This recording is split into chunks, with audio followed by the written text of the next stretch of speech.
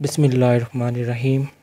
Today I am going to discuss in detail about Amazon search relevance evaluation और ये पहला part है इस वीडियो का और 5 या 6 पार्ट और भी हो सकते हैं।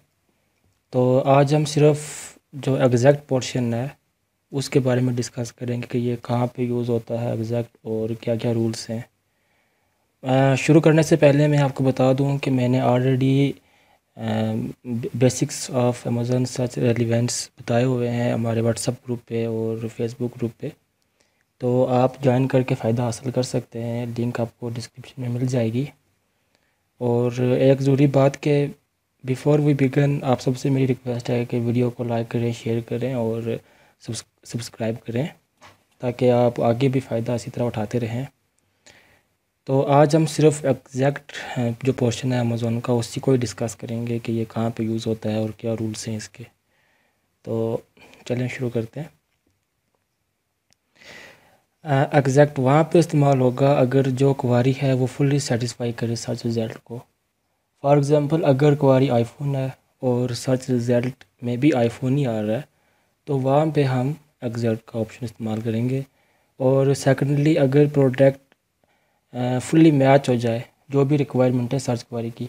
फॉर एग्ज़ाम्पल अगर सर्च क्वारी है आईफोन इन ब्लैक कलर, हम आईफोन को ही एग्जांपल लेके आगे चलेंगे ताकि आपको समझने में आसानी हो। और जैसे हम एग्जांपल लेते हैं कि आईफोन 12 ही है, सॉरी आईफोन 12 इन ब्लैक कलर सर्च क्वारी है और जो ब्लैक कलर है ये रिक्वायरमेंट है सर्च क्वारी की। और अगर रिज़ल्ट में आईफोन इन ब्लैक कलर ही आता है तो वहाँ पे हम एग्जैक्ट का इस्तेमाल करेंगे। और अगर ब्लैक कलर के बजाय कोई और कलर आता है तो वहाँ पे हम सब्स्टिट्यूट का इस्तेमाल करेंगे। ये भी हम देखेंगे, लेकिन ये जब सब्स्टिट्यूट का ऑप्शन आएगा तब हम वहाँ पे जाके डिस्कस करेंगे। और जो हमने अभी 2 रूल्स पढ़े हैं, एक ये है कि जो क्वारी है वो फुल्ली सेटिस्फाई हो जाए सर्च रिज़ल्ट के साथ। फॉर एग्ज़ाम्पल अगर सर्च क्वारी आईफोन है और सर्च रिज़ल्ट में भी आईफोन ही आ रहा है, आईफोन 12 या जो भी है, तो और सर्च रिज़ल्ट में भी वही फ़ोन आ रहा है जो सर्च क्वारी में है, तो इस सूरत में हम एग्जैक्ट का इस्तेमाल करेंगे। और सेकेंडली अगर सर्च क्वारी की जो रिक्वायरमेंट है आईफोन ब्लैक कलर, तो और सर्च रिज़ल्ट में भी आईफोन ब्लैक कलर ही आता है, तो इस सूरत हाल में भी हम एग्जैक्ट का इस्तेमाल करेंगे। और जो थर्ड रूल है, हम जानते हैं कि जो क्वारी होती है इसके मल्टीपल मीनिंग्स होते हैं। और जैसे एक एग्जांपल यहाँ पे दी हुई है बैटरी स्कूटर, तो अब हमें ये नहीं पता कि यहाँ पे कस्टमर की क्या इंटेंशन है, वो क्या चीज़ एग्जैक्टली बेई करना चाहता है। तो अब इसका जो रिज़ल्ट है वो मल्टीपल मीनिंग्स के साथ भी हो सकता है, या ये हो सकता है बैटरी विद स्कूटर और बैटरी फॉर स्कूटर। अब यहाँ पे जो क्लियर इंटेंशन है वो हमें पता नहीं है कि वो एग्जैक्टली क्या बेई करना चाह रहा है। तो इस सूरत हाल में अगर सर्च क्वारी बैटरी स्कूटर है और सर्च रिज़ल्ट में स्कूटर विद बैटरी या बैटरी फॉर स्कूटर आता है तो आपने एग्जैक्ट का ही इस्तेमाल करना है। और अगर आपको कोई भी सवाल हो अमेज़न सर्च रेलिवेंस इवैल्यूएशन के मतलब, तो आप हमारा व्हाट्सएप ग्रुप ज्वाइन कर सकते हैं, फेसबुक ग्रुप ज्वाइन कर सकते हैं और वहाँ पे आप कोई भी सवाल कर सकते हैं। और कुछ भी अगर जानना हो तो आप वहाँ से फ़ायदा हासिल कर सकते हैं। और थर्डली जो थर्ड रूल है, मैं ये वीडियो बना रहा हूँ और मुझे पता है कि आपके माइंड में बहुत सवाल होंगे, बट मैं यहाँ पे आप कमेंट भी कर सकते हैं, मैं कोशिश करूँगा कि मैं आपको वहाँ पे जवाब दे सकूँ। अगर वहाँ पे नहीं मतलब होता तो आप मेरा व्हाट्सएप ग्रुप और फेसबुक ग्रुप ज्वाइन कर सकते हैं और वहाँ पे मैं आपके हर एक सवाल का जवाब देने की कोशिश करूँगा इंशाल्लाह।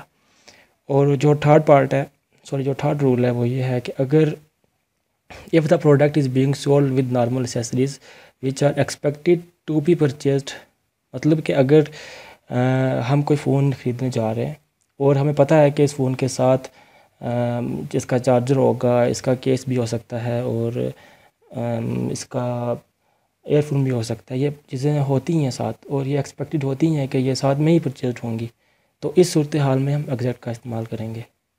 मतलब जो चीज़ें हम फ़र्ज़ करते हैं हम एक फ़ोन ख़रीद रहे हैं, जैसे मैंने आपको अभी एग्जांपल दी है, और हमें पता है कि हम जब फ़ोन लेंगे उसके साथ ही ये चीज़ें एक्सपेक्टेड ही हैं कि ये फ़ोन चार्जर केस वगैरह उसके साथ ही होगा। तो अगर कुछ ऐसी क्वारी आती है तो उस सूरत हाल में हमने एग्जैक्ट का इस्तेमाल करना है। जैसे यहाँ पे एक एग्जांपल है दी हुई कि एन इलेक्ट्रिक गिटार, ये क्वारी है और और हमें पता है कि इसके साथ ये जो चीज़ें हैं इलेक्ट्रिक गिटार के स्मॉल एम्पलीफायर एंड कॉर्ड वगैरह ये उसके साथ ही होगा। तो इस सूरत हाल में हमने एग्जैक्ट का इस्तेमाल करना है। और सेकंड एग्जांपल मैं आपको ऑलरेडी बता चुका हूँ, हम अगर फ़ोन ख़रीदते हैं और उसके साथ उसका चार्जर भी होगा, उसका केस भी होगा, ये सब चीज़ें होगी, तो इस सूरत हाल में हमने एग्जैक्ट का इस्तेमाल करना है। मैं एक बार फिर बता देता हूँ, अगर हम कोई चीज़ बाई कर रहे हैं और उसके साथ उसका चार्जर और उसका केस, उसका एयरफोन, ये चीज़ें एक्सपेक्टेड ही है कि ये उसके साथ ही होंगी, और ऐसे केस में हमने एग्जैक्ट का इस्तेमाल करना है। ठीक है, जैसे an electric guitar being sold with a guitar case and a small amplifier and a cord वगैरह वगैरह जो भी है गिटार के साथ मिलता है, इसे पता है कि हमें गिटार के साथ उसका कवर भी मिलेगा ही, तो उस सूरत हाल में हमने एग्जैक्ट का इस्तेमाल करना है। ये वाला जो पॉइंट है ये बहुत इंपॉर्टेंट है, क्योंकि आगे जब हम सब्स्टिट्यूट के बारे में पढ़ेंगे तो वहाँ पे बिल्कुल इसी तरह मिलता जुलता रहेगा। तो अगर आप इसको गौर से नहीं समझेंगे तो वहाँ पे आपको फिर मुश्किल होगी समझने में।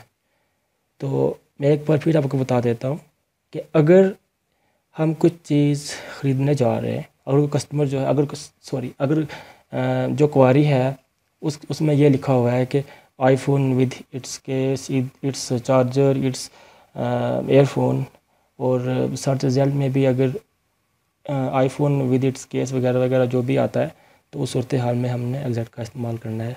मतलब जो चीज़ें एक्सपेक्टेड हैं कि ये फ़ोन के साथ मिलेंगी ही, तो प्रोडक्ट के साथ मिलेंगी ही, उस सूरत हाल में हमने एग्जैक्ट का इस्तेमाल करना है। और जो लास्ट इसका है वो यूनिवर्सल प्रोडक्ट्स हो गए, जैसे for example universal phone case. तो अब इस सूरत हाल में अगर कोई भी फ़ोन केस आ जाए, मतलब यहाँ पे भी यूज़र की इंटेंशन जो है वो बयान नहीं की हुई है कि वो कौन से फ़ोन का केस चाहता है। तो अब यहाँ पे चाहे जिस मर्ज़ी फ़ोन का केस आ जाए, ठीक है, तो वहाँ पे हमने एग्जैक्ट का इस्तेमाल करना है।